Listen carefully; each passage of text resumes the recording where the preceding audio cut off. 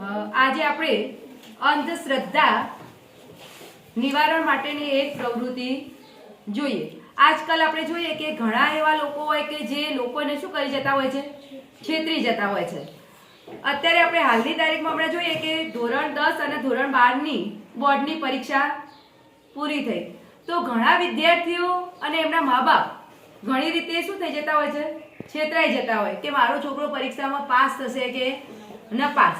તો આવા જે ધતિંગ કરનારા જે લોકો હોય છે એમને પૂછતા હોય, બરાબર। તો આજે આપણે એ પરીક્ષાની અંદર પાસ થાય કે ન પાસ થાય, બરાબર, એના માટે એક પ્રવૃત્તિ જોઈએ। અને તમારી જોડે એ લોકો એવી છેતરીને આપણા જોડેથી લાખો રૂપિયા શું થતા હોય, પડાવી જતા હોય છે। તો અહીંયા તમે જો આ પ્રવૃત્તિ કરવા માટે આપણે જોઈએ કે મેં બે શું લીધેલા છે, કોરા કાગળ। તમે જોઈ શકો છો આ કાગળ ઉપર કઈ લખેલું દેખાય તમને? ના દેખાય છે? શું છે? કોરો જ છે, બરાબર। ચલો આની અંદર કઈ લખેલું દેખાય તમને? ના। હવે આપણે એક વિદ્યાર્થીને ઊભા કરીએ, એ પરીક્ષામાં પાસ થશે કે ન પાસ થશે, એના માટે પહેલા હું એના હાથમાં શું આપીશ, કંકુ આપીશ। શું આપીશ? કંકુ। કૃષ્ણા ઊભી થશે। ચલો કૃષ્ણા આ કોરા કાગળ ઉપર કંકુ વડે શું કરશે, કંકુ છાંટશે।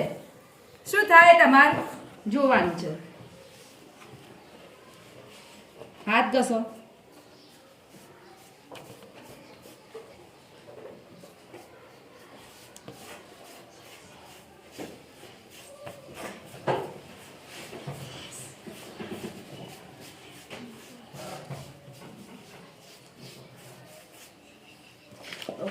તો તમે જોઈ શકો કાગળ ઉપર શું લખેલું આવ્યું, નપાસ।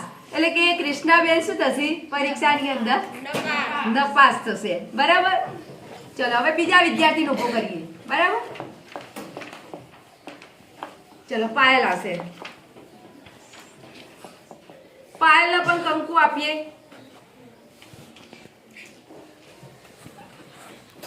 આગળ કશું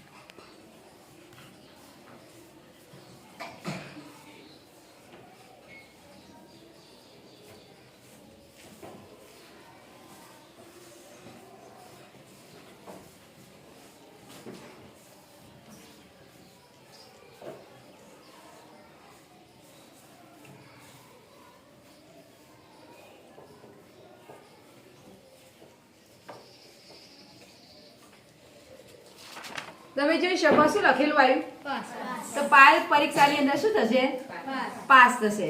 તો આવી રીતે આપણને લોકો કેવી રીતે છેતરતા હોય છે। તો તમે